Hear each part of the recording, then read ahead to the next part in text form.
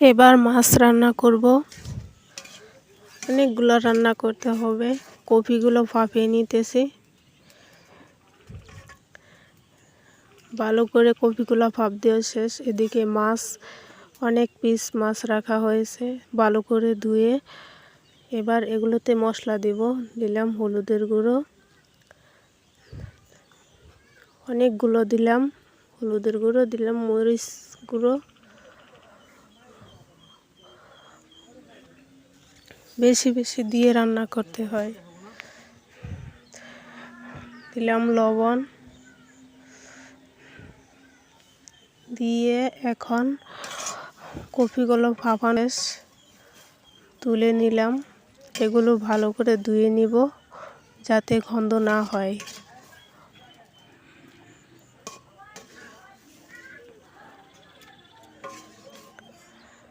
এগুলো ভালো করে ভাপানো হয়েছে, দেখেছেন উপর দিয়ে ভাপ উঠতেছে। এবার তেলও দেওয়া শেষ। তেল দিয়ে পুরে এভাবে মোছালাম।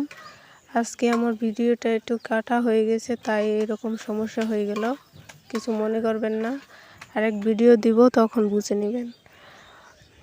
এভাবে কষানো হচ্ছে,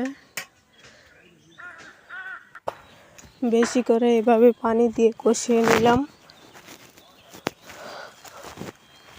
যত পানি দিবেন কষানো তত ভালো হবে। পানিটা শুকিয়ে ফেলবো। মাছগুলো তুলে ফেললাম, না হলে এগুলো ভেঙে যাবে, তাহলে ভালো হবে না। মাছগুলো ভেঙে গেলে কিন্তু রান্নার একটা হয় না।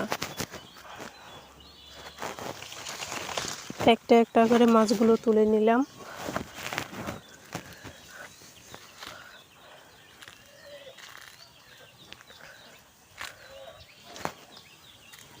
মাছগুলো তোলা শেষ।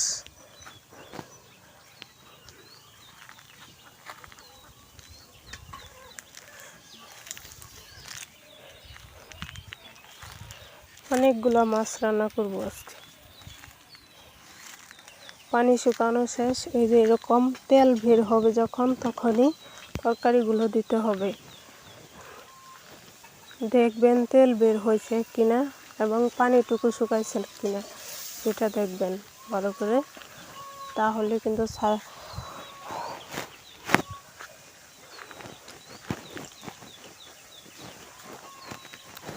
ভালো করে কষানো হয়ে গেল। এখন তরকারি দিচ্ছি।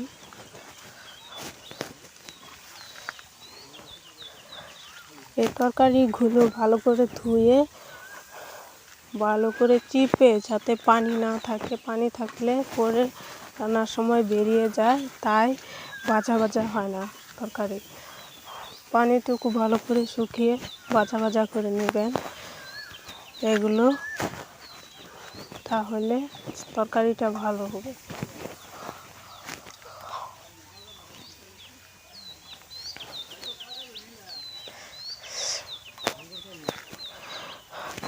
অনেকগুলা তরকারি দিতে হয়, তো অনেকগুলো রান্না,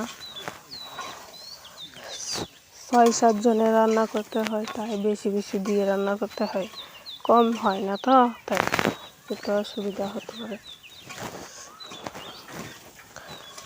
তবে দেওয়া শেষ। এখন নাড়াচাড়া দিয়ে এটাকে ভালো করে কষিয়ে নেব ভাজা ভাজা করে।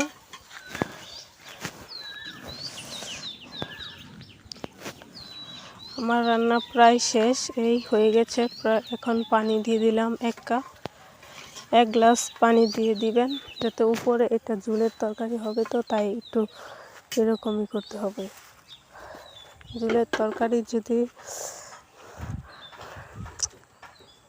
ঝোল কম হয় তাহলে কিন্তু ভালো লাগে না। এই মাছটুকু দিয়ে দিলাম।